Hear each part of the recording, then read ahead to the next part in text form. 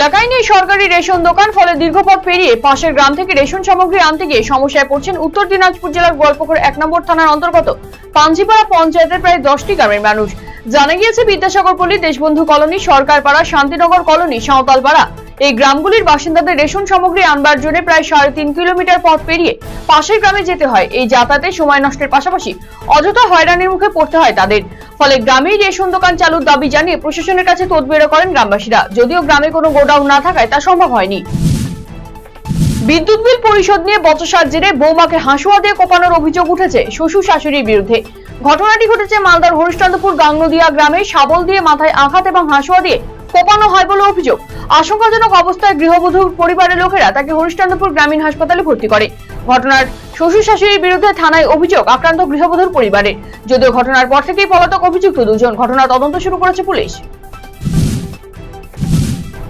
প্রায় 5 ঘন্টা অবরুদ্ধ থাকার পর সিথির মোড়ে উঠল অবরোধ। আরজিকর হাসপাতালের ঘটনার প্রতিবাদে বিটি রোডে রাস্তার ওপর ছবি এঁকে প্রতিবাদ করে রবীন্দ্র ভারতী পড়ুয়া এবং প্রাক্তনীরা। পুলিশের অনুমতি নিয়ে তাদের এই কর্মসূচি ছিল রাত 11টা থেকে ভোর 4টে পর্যন্ত। এরই মধ্যে তাদের কর্মসূচি চলাকালীন হঠাৎই একজন বাইক রাইডার, যার বাইকের সামনে পুলিশ লেখা ছিল, সে ব্যারিকেড করা রাস্তা দিয়ে ঢুকে ব্যারিকেড ধাক্কা মেরে দেয়। এই ঘটনার পরে উত্তেজনা ছড়িয়ে পড়ে এলাকায়। ঘটনার প্রতিবাদে পথঅবরোধ শুরু করে প্রতিবাদীরা। স্ত্রীর মর্যাদা পেতে প্রেমিকের বাড়ির সামনে ধর্নায় যুবতী। ঘটনায় উত্তেজনা মালদার হরিশ্চন্দ্রপুর ভিঙ্গল গ্রাম পঞ্চায়েতের কনুয়া এলাকায়। খবর পেয়ে ঘটনাস্থলে হরিশ্চন্দ্রপুর থানার পুলিশ গিয়ে মেয়েটিকে উদ্ধার করে থানায় নিয়ে যায়, যদিও বেপাত্তা যুবক। যদিও ওই যুবতীর দাবির সত্যতা খতিয়ে দেখে ছেলেটির পরিবারের লোকেদের সাথে কথা বলবেন বলে জানিয়েছেন পঞ্চায়েত সমিতির কর্মাধ্যক্ষ নরেন্দ্রনাথ সাহা।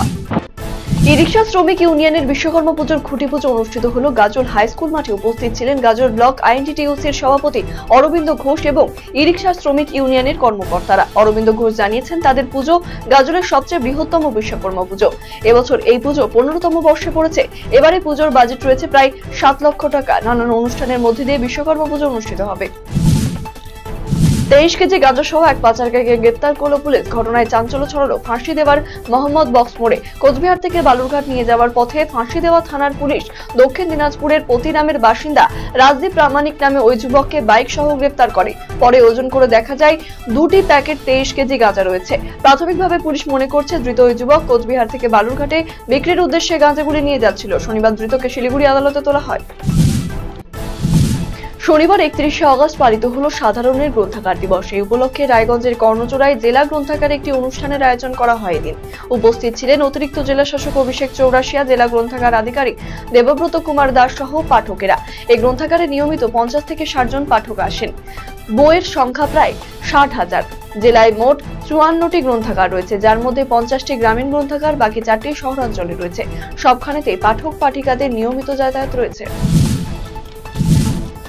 অবশেষে কালিয়াগঞ্জ পুরসভার উদ্যোগে শুরু হলো কালীবাড়ি যাত্রী প্রতীক্ষালয় মেরামতির কাজ। শনিবার পুরসভার তরফে এই যাত্রী প্রতীক্ষালয় মেরামতির কাজ শুরু হয়েছে। পুর প্রধান রামনিবাস সাহা জানিয়েছেন, কালিয়াগঞ্জ শহরের মধ্যে অত্যন্ত গুরুত্বপূর্ণ কালীবাড়ি যাত্রী প্রতীক্ষালয়টি। প্রগ্রেসিভ ইউনাইটেড ইঞ্জিনিয়ার্স অ্যাসোসিয়েশনের 10ম প্রতিষ্ঠা দিবস পালিত হলো উত্তর দিনাজপুর জেলায়। শনিবার 31শে অগস্ট রায়গঞ্জের NH বাংলোতে এই উপলক্ষে একটি অনুষ্ঠানের আয়োজন করা হয়। উপস্থিত ছিলেন পৌর প্রশাসক সন্দীপ বিশ্বাস সহ সংগঠনের কর্মকর্তারা।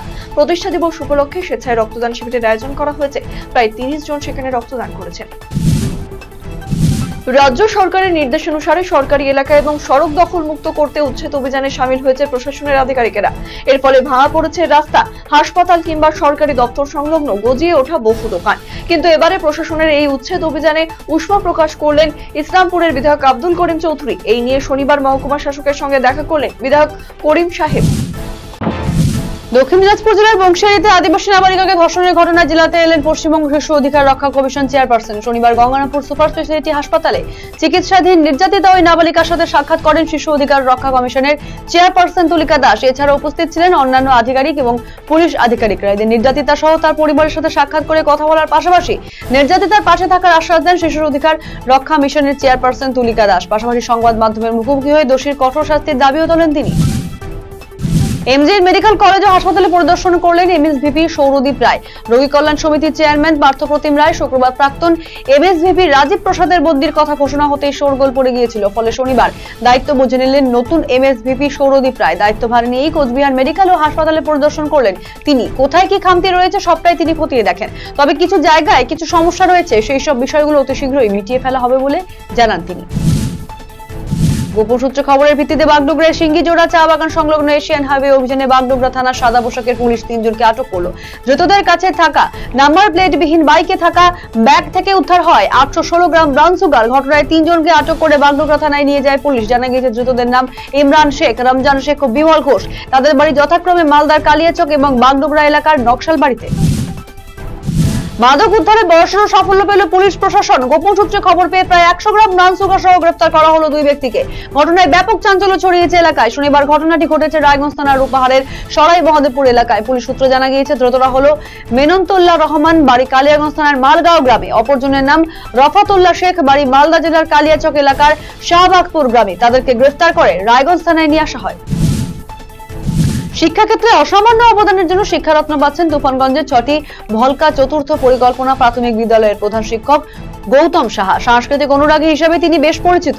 আগামী 5ই সেপ্টেম্বর তাঁর হাতে এই সম্মাননা তুলে দেওয়া হবে। রাজ্য শিক্ষা দপ্তর থেকে তাকে ইমেল করে পুরস্কার প্রাপ্তির কথা জানানো হয়েছে। দক্ষিণ দিনাজপুরের বংশিয়ারি থানা এলাকায় আদিবাসী নাবালিকাকে ধর্ষণের ঘটনার প্রতিবাদে আন্দোলনে নামার কথা জানালো বামফ্রন্ট।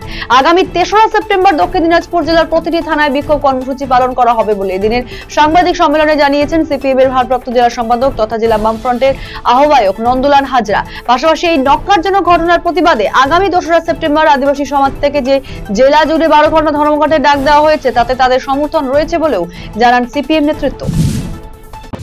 পুলিশ দিবস উপলক্ষে শিশুদের মাঝে সময় কাটলেন থানার আধিকারিক। খেলেন মিড ডে মিল, শুনলে তাদের ভবিষ্যৎ স্বপ্নের কথাও। আগামী 1 সেপ্টেম্বর পুলিশ ডে, কিন্তু রবিবার স্কুল বন্ধ থাকায় শনিবার হরিশ্চন্দ্রপুর 1 নম্বর ব্লকের পিপলা নিম্ন বুনিয়াদী বিদ্যালয়ে দিনটি উদযাপনে অংশ নিলেন আইসি মনোজিৎ সরকার। এদিন স্কুলে গিয়ে বিভিন্ন জায়গা ঘুরে দেখেন তিনি। এদিন তাকে নিজেদের স্কুলে পেয়ে খুশি শিক্ষক শিক্ষিকারা। দাঁড়িয়ে থাকা বাইকে গাড়ির ধাক্কাতে মৃত্যু হলো 2 যুবকের। শুক্রবার গভীর রাতেই দুর্ঘটনাটি ঘটেছে করণদিঘি থানার সাবধান এলাকার বোতল বাড়িতে রাজ্য সড়কের উপরে। অধিক রাতে দুর্ঘটনা ঘটিয়ে গাড়ি সহ গাড়ি চালক পলাতক বলে জানা গিয়েছে।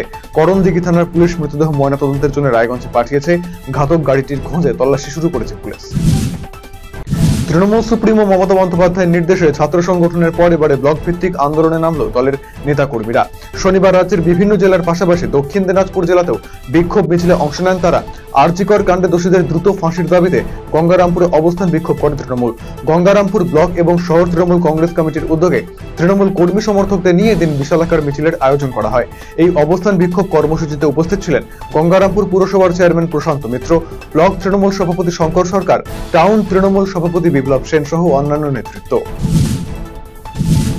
সরকারি নৌকা পরিষেবা না পেয়ে জেলা পরিষদ সদস্যকে ঘিরে বিক্ষোভ দেখালেন বন্যা প্লাবিত এলাকার বাসিন্দারা। বাড়তি টাকা দিয়ে কেন মানুষকে যাতায়াত করতে হবে নৌকায়, এই প্রশ্নের জবাব চেয়ে জেলা পরিষদের সদস্যকে ঘিরে বিক্ষোভ দেখালেন ভূতনির প্লাবিত এলাকার বাসিন্দারা। মানিকচকের ভূতনি ব্রিজ সংলগ্ন এলাকায় তৃণমূলের জেলা পরিষদ সদস্য জয়শ্রী মণ্ডলকে ঘিরে ধরে বিক্ষোভ দেখান বাসিন্দারা। তবে এমন পরিস্থিতিতে প্রশাসনের উচ্চপদস্থ আধিকারিকেরা এলাকায় পৌঁছলে ঘেরাও মুক্ত হয় জেলা পরিষদের সদস্যরা। মালদার হবিবপুরে আদিবাসী নাবালিকা ধর্ষণের ঘটনায় অভিযুক্তের শাস্তির দাবিতে রাজ্য সড়ক অবরোধ করে বিক্ষোভে সামিল হলো বিজেপি বিধায়ক। ঘটনাকে ঘিরে শনিবার উত্তেজনা ছড়ালো মালদার হবিবপুরে। এদিন মালদা নালাগুলো রাজ্য সড়ক অবরোধ করে বিক্ষোভ দেখায় বিজেপি বিধায়ক জুয়েল মুর্মু এবং দলের নেতাকর্মীরা। ঘটনার পূর্ণাঙ্গ তদন্ত করে অভিযুক্তকে উপযুক্ত শাস্তি প্রদানের দাবি জানিয়ে এদিন বিক্ষোভে সামিল হয়। যদিও ঘণ্টাখানেক পরে পুলিশ এসে পরিস্থিতি নিয়ন্ত্রণে আনে।